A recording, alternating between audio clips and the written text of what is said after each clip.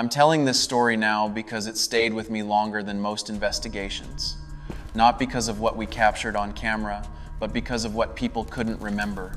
This case didn't come to us through a dramatic phone call or a desperate family. It came through paperwork, incident reports, security logs, missing time, a hotel that looked normal from the outside and behaved wrong on the inside. The hotel had been operating for over 60 years. Downtown, mid-rise, nothing abandoned, nothing condemned. Guests checked in, guests checked out. The problem was what happened in between. I was contacted after a private investigator flagged a pattern.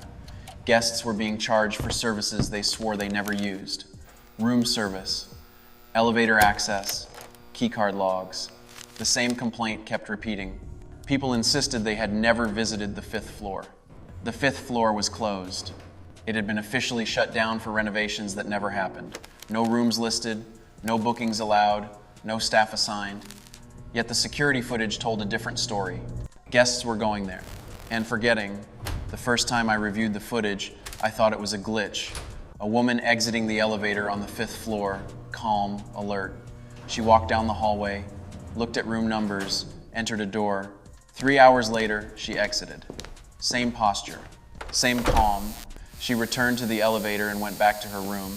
The next morning, she checked out early. When asked why, she said she didn't sleep well. She felt disoriented.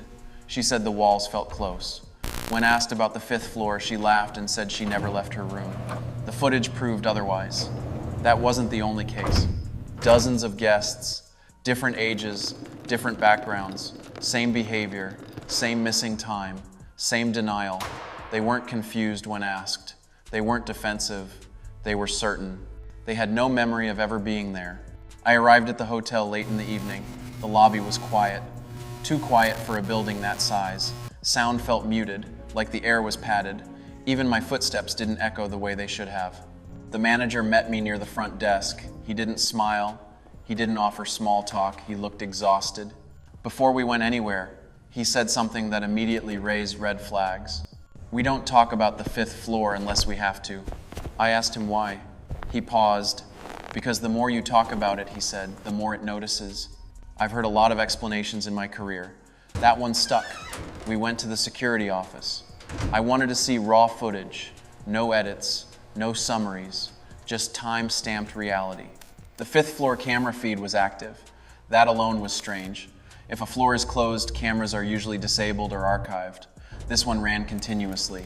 The hallway looked clean, carpet intact, lights working, no debris, no caution tape, no signs of construction. It looked like any other hotel floor, except no one was supposed to be there. I watched a man step out of the elevator at 1:14 a.m. He hesitated, like he was deciding something. Then he smiled. A small smile, not happy, relieved. He walked down the hall and disappeared into a room. At 4:02 a.m. he exited. When he checked out, he claimed he'd been asleep all night. I asked to see the guest registry for the 5th floor. There wasn't one. No names, no room assignments, no billing records. Yet doors were opening. That night, I walked the hotel alone. I wanted to feel the space. The normal floors felt busy, alive, sounds of televisions, plumbing, distant conversations. Then I stood in front of the elevator. The 5th floor button was unmarked. No number, just a blank metal plate. I pressed it. The elevator hesitated. Then it moved. The ride felt longer than it should have. My ears popped. The air pressure changed. When the doors opened, the temperature dropped. The 5th floor smelled old. Not moldy, not decayed, just unused. Like a room no one had opened in a long time. The lights flickered but stayed on. I stepped out. The hallway stretched farther than the building's layout allowed. I'd reviewed the blueprints. This floor shouldn't have been that long. I heard something then. Footsteps. Not behind me, ahead of me. Slow, even, unhurried. I followed them. The doors on this floor didn't have numbers. Just faint outlines where numbers had once been, like they'd been scrubbed away. As I walked, I felt something else. A sense of familiarity, like I'd been there before. I shook it off, focused, grounded myself. I reminded myself why I was there. Then I noticed something that made my stomach drop. There were voices, low, muffled, Did you hear coming that? from behind the doors. We have to hide now. Conversation, laughter, television static, the sounds of occupied rooms. I approached one door and listened. Who is that? Inside, someone was crying. lock the door? I knocked. The crying stopped immediately. I reached for the handle. The door was unlocked. Inside was a standard hotel room, bed made, lamp on, bathroom light glowing, no one there. The television was on. It was showing a news broadcast. The anchor was speaking, and he was describing the hotel, describing me. I turned it off. The silence afterward was heavy, pressurized. I left the room and continued down the hall. The footsteps had stopped. At the end of the hallway was a mirror, a full-length mirror mounted into the wall. I looked at my reflection. It lagged, just slightly. Not enough to be obvious, enough to be wrong. I stepped back. My reflection didn't. That's when the elevator dinged behind me. I turned. The doors were open, waiting. I didn't remember walking back to the elevator. I stepped inside. The doors closed. When they opened again, I was in the lobby. The clock showed 3:47 a.m. I checked my watch. 5 hours had passed. I had no memory of leaving the 5th floor. And when I reviewed my audio later, there was something recorded the entire time. My voice, in talking, describing rooms I don't remember entering, saying one sentence over and over, "This is where they stay." That was only the beginning. After that night, I didn't trust my own memory. That's something I never like to admit, but this case forced it out into the open. When time goes missing and your own voice keeps talking without you remembering it, you stop assuming you're in control. The next morning, I sat in the security room again. Same chair, same monitors, different feeling. I kept glancing at the 5th floor feed, half expecting to see myself walking down that hallway again. The manager avoided eye contact. He hadn't slept. I asked him how long this had been happening. He said, "Longer than anyone here." The hotel had changed ownership 3 times since the 5th floor was closed. Each owner inherited the same problem: guests forgetting entire blocks of time, complaints that didn't match records, people checking out early, shaken, unable to explain why. And every time someone tried to formally reopen the floor, something happened. One owner attempted renovations 15 years ago. Contractors were hired, equipment brought in. On the first day, 2 workers entered the elevator to go up together. Only one came back down. The other was found 6 hours later, sitting on the hallway carpet, awake, unharmed, staring at the wall. He knew his name. He knew where he was. But when asked how long he'd been there, he said, "I just arrived." He never worked construction again. Another owner sealed the stairwell doors with steel plates. That stopped nothing. Guests still accessed the floor through the elevator. The plates were later found removed, stacked neatly against the wall. No alarms triggered. No footage recorded the removal. It was as if the floor decided when it wanted to be accessible. I asked about deaths. The manager hesitated. "There are no deaths officially connected to the 5th floor," he said. "Officially" is a word I've learned to pay attention to. He pulled out a box of old incident reports. Handwritten, yellowed, some unsigned. These weren't for the public. These were internal notes. Warnings passed quietly from manager to manager. One report stood out. A woman checked in alone. Stayed 3 nights. On the 2nd night, security footage showed her exiting the elevator on the 5th floor at 11:38 p.m. She didn't return to her room until nearly morning. At checkout, she claimed she'd slept through the night. 2 weeks later, she was found wandering another city, barefoot, confused, repeating a room number that didn't exist. She never recovered her memory. I asked if anyone had ever remembered being on the 5th floor. The answer was no. Not one. People didn't forget gradually. The memory was never there to begin with, like it was removed before it could settle. That's when I realized something important. This wasn't a haunting that fed on fear. It fed on attention. People didn't scream, they didn't run, they didn't panic. They complied. The 5th floor didn't trap people. It invited them. That night, I returned with equipment, cameras, audio recorders, environmental sensors. I set everything to record continuously. No motion triggers, no sound activation. I didn't want the floor deciding when it was being observed. I stayed awake, or at least I thought I did. The footage told a different story. At 12:11 a.m., I entered the elevator. I didn't remember pressing the button.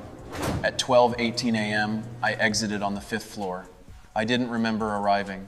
The cameras captured me walking slowly, calmly, like someone who knew exactly where they were going.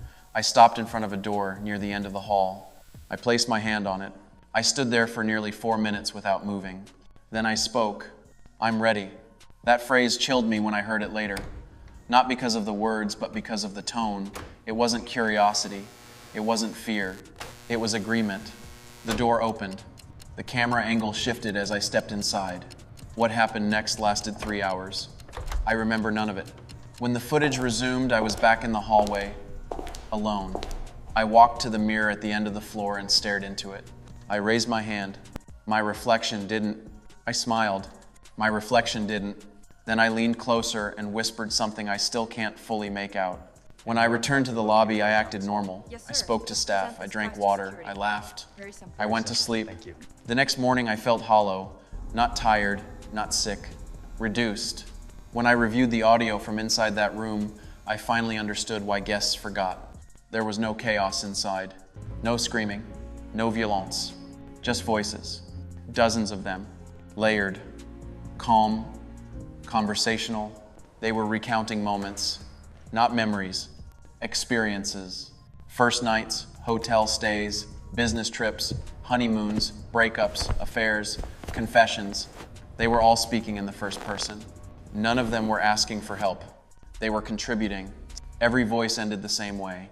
A pause, then a question. Do you want to stay longer? And every time, the answer was yes, spoken in the guest's own voice. That's when I realized the fifth floor wasn't erasing memory. It was storing it. People didn't forget because nothing traumatic happened. They forgot because nothing ended. And whatever lived on that floor didn't need bodies. It needed presence, time, participation. The hotel didn't lose guests. It collected them, and I had just given it more than I ever intended. After that review, I stopped trusting sleep. I stayed awake as long as I could, afraid that whatever was happening on the fifth floor didn't need permission anymore. The recordings made one thing clear. The floor didn't just erase memory, it edited it. It kept what it wanted and returned the rest, clean and convincing. I started cross-referencing dates. Every incident lined up with a 10-day cycle. Not lunar, not seasonal, internal. As if the floor operated on its own clock, activity spiked, then quieted, then spiked again.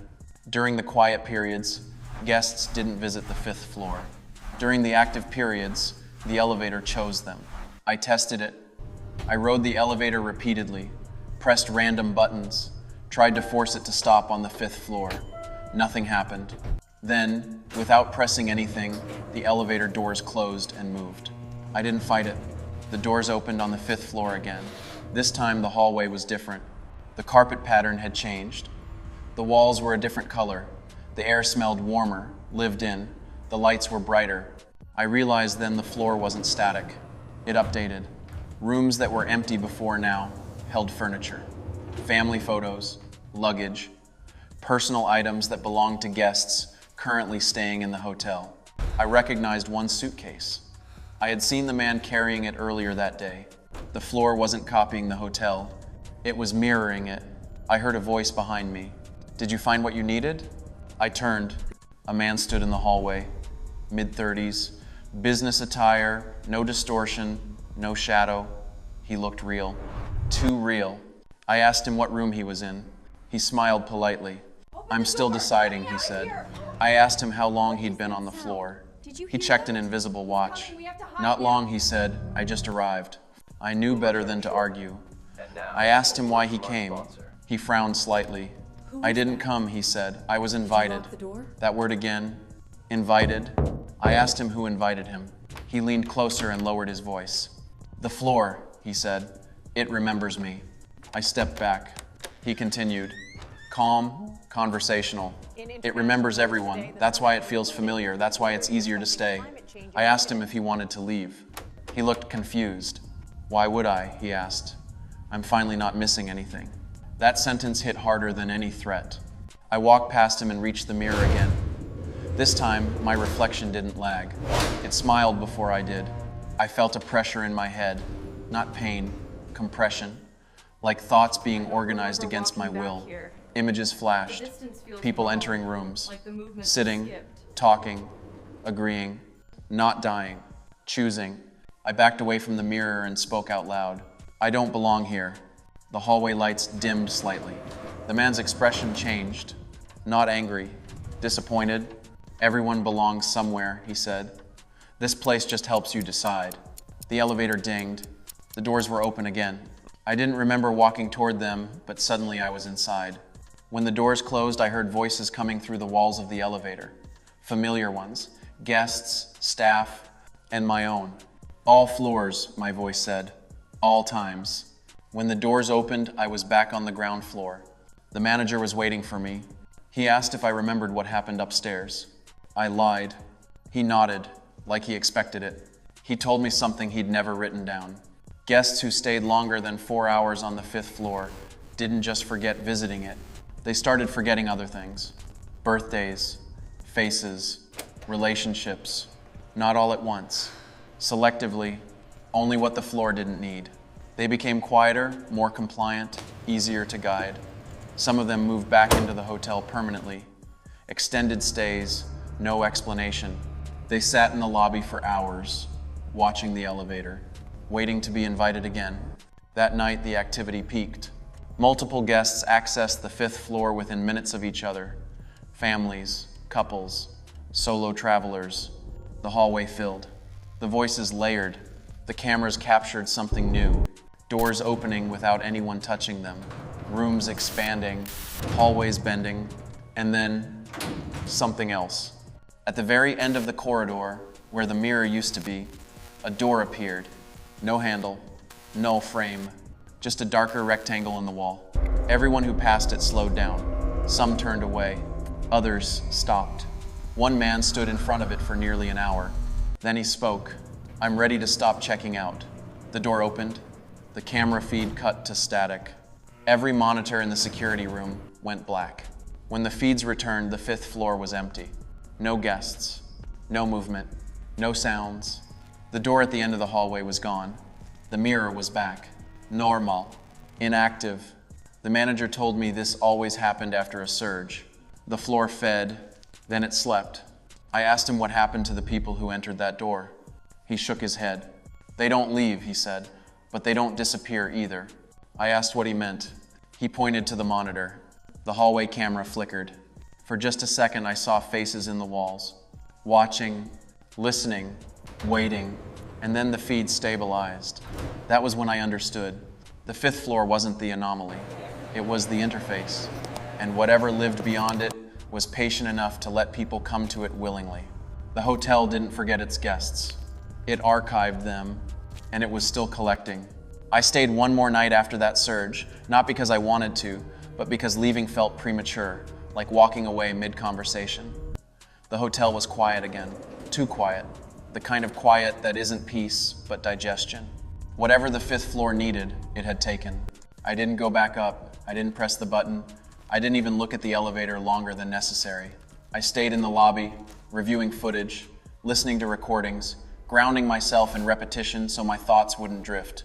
That's when I noticed something I hadn't seen before. The guest registry. Names weren't missing. They were duplicating. Not exact copies. Variations, same first names, slightly altered last names, addresses that didn't exist, phone numbers with one extra digit. People who had checked out weeks ago were checking in again. Not physically, administratively. The system was generating them. At first, I assumed it was a software error, but the timestamps matched the 5th floor's activity cycles. Every time the floor surged, new entries appeared, quietly, automatically. I asked the manager if he recognized the names. He recognized too many. Former guests who had vanished from their lives, people reported missing, people who never came back for their cars parked outside. He told me something else then. No one ever checked out of the 5th floor. They checked out of the hotel. The distinction mattered. Because the hotel was still operating, the floor was not. That night, as I sat alone, I felt the pressure again. Not in my head this time, in my chest. A pull, a suggestion, like someone waiting for me to finish what I started. I turned on a recorder and spoke out loud. I'm not staying. The recorder clicked. Then my voice came back through the speaker. I already did. I shut it off. Thank you. I packed my gear, slowly, deliberately. I repeated my name, my location, the date. I anchored myself to facts. When I stepped outside, the air felt wrong, thicker, like the hotel extended farther than its walls. I walked away without looking back. 2 days later, after I'd returned home, I reviewed the last set of recordings. I found something I hadn't noticed before. A new voice. Not layered, not mimicked. Clear. It spoke only once. We prefer when you don't remember. That line stayed with me. I contacted a neurologist I trust. We reviewed my scans. Nothing abnormal, no damage, no gaps. But memory isn't just biological. It's contextual. It depends on continuity. And that's what the 5th floor broke. Weeks later, the hotel closed temporarily, officially for renovations, unofficially because guests wouldn't stop complaining about lost time, about déjà vu, about recognizing hallways they'd never walked. The 5th floor was sealed again, this time permanently, or so they claimed. 6 months later, a new hotel opened across the street. Modern, glass, steel, different ownership, different management. On its opening night, the elevator stalled between floors. Guests reported hearing voices through the walls, not screaming, inviting. Security footage showed people stepping out onto a floor that didn't exist on the directory, and later, denying they'd ever been there. I don't believe places are haunted. I believe they learn. I believe attention leaves residue. I believe some structures develop habits. The 5th floor wasn't evil. It was efficient. It learned what people were willing to give up to feel complete. Time. I went back to my archive and pulled everything related to the hotel. Video, audio, logs, transcripts. There was a file I didn't remember creating. Timestamped during the investigation. Labeled simply as 5th. The video opened on a static shot of the hallway mirror. No distortion, no movement, just silence. Then someone stepped into frame. It was me. Not recorded from any camera angle we used. I was standing too close to the mirror, staring directly into it, speaking softly. I understand now, I said. This is where it makes sense. I watched myself smile. Then the reflection moved first. It reached out. The screen cut to black. The timestamp said the clip lasted 4 hours. The file length was 6 minutes. I shut the computer down and didn't turn it back on for 2 days. That's when the dreams started. Not nightmares, replays. Then I noticed gaps, not large ones. The phrases were familiar. This is efficient. No need to leave. It's quieter here. I contacted the manager again. The number was disconnected. The hotel no longer existed online. No website, no listings, no reviews, as if it had been removed retroactively. But people still remembered staying there. Who is that? They just couldn't remember where. Did you lock the door? I spoke to one former guest. He described the same feeling. Comfort, clarity, relief. He said something that confirmed my worst fear. Sometimes, he said, I think I'm still there. I just wake up somewhere else. I asked him if he'd ever hear voices. He nodded. Only when it's quiet. The dream stopped after I destroyed the key card. Snapped it in half, threw it away, buried the pieces separately. But the recordings didn't stop. New files appeared in my archive. Short ones, seconds long. Ambiance noise, elevator hums, footsteps pacing, and once, a voice I didn't recognize. You left something. I don't investigate hotels anymore. Not because I'm afraid, because I know how easily places can convince you that you belong, that your life outside is incomplete. That staying is simpler than remembering. The 5th floor was never about ghosts. It was about continuity, about convincing people that the version of themselves inside those walls was more stable than the one outside. It didn't trap souls. It curated them. Somewhere, right now, there's a building doing the same thing. Different name, different floor, Sam Invitation. If you ever wake up feeling rested but unsure why, if you feel like part of your day happened without you, if a place feels familiar but you can't remember visiting, trust the discomfort. Memory isn't fragile. It's defended. And something that wants it badly enough will always try to make forgetting feel like relief. This case didn't end when I left the hotel. It ended when I realized the truth. Some places don't want you dead. They want you consistent, predictable, present, forever. And the scariest part isn't losing yourself. It's how willing you are to stay once you do.